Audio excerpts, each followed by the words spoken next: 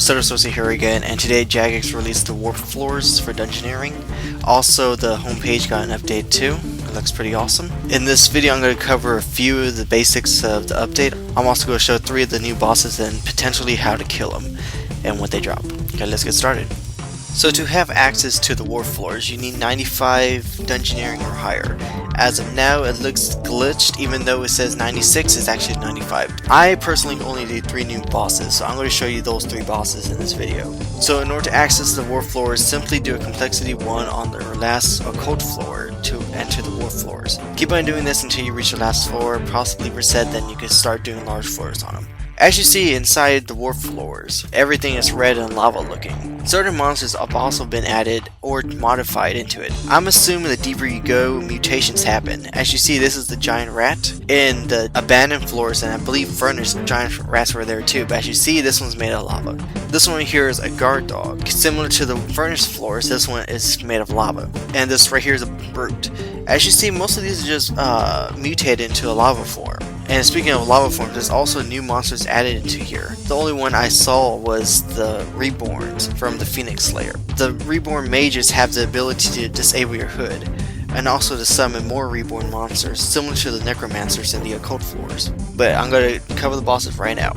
So the first monster I want to cover is the warped gulega. I think that's how you say it. Basically, this monster looks like a serpent type lizard type deal. To kill this monster, just normally attack it. However, when you see pillars or spikes coming from the ground, move out of the way because it will gradually go towards the center. If you're hit by any of these pillars, it will automatically drain your HP all the way down to 1 life point left, similar to what Nomad does. So this boss could be a hassle in a large dungeon.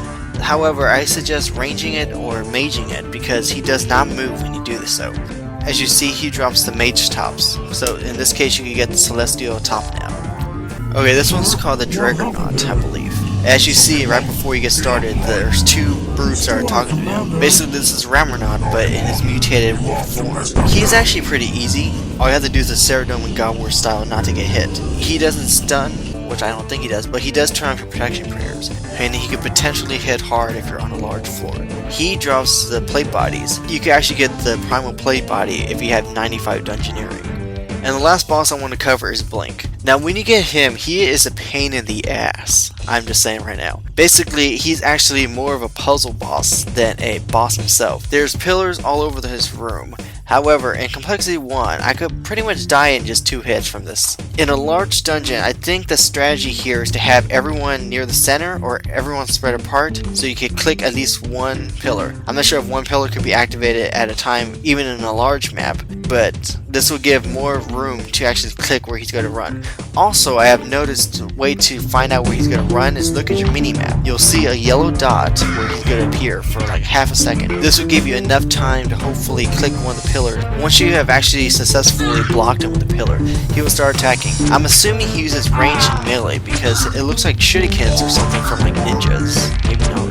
He uses some type of dagger when he's attacking melee. So actually he has low defense, but the main thing that makes this boss annoying is the part of the pillars. After killing this boss, you're allowed to get the Longswords. So in this case, you can get a primal longsword in a large dungeon. Now these are the only 3 bosses I could do because I only have 96 at the moment. Potentially, the last ones require 101 for the Devourer, 107 for the World-gorger, and 113 for the Warmonger. One of these, or actually all of these, will drop either the Primal Spear, the Primal Two-hander, and the Sagittarian Body.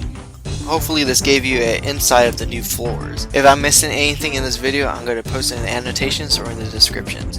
Anyways, this is Shukarhazh, and I'll talk to you guys later. Bye.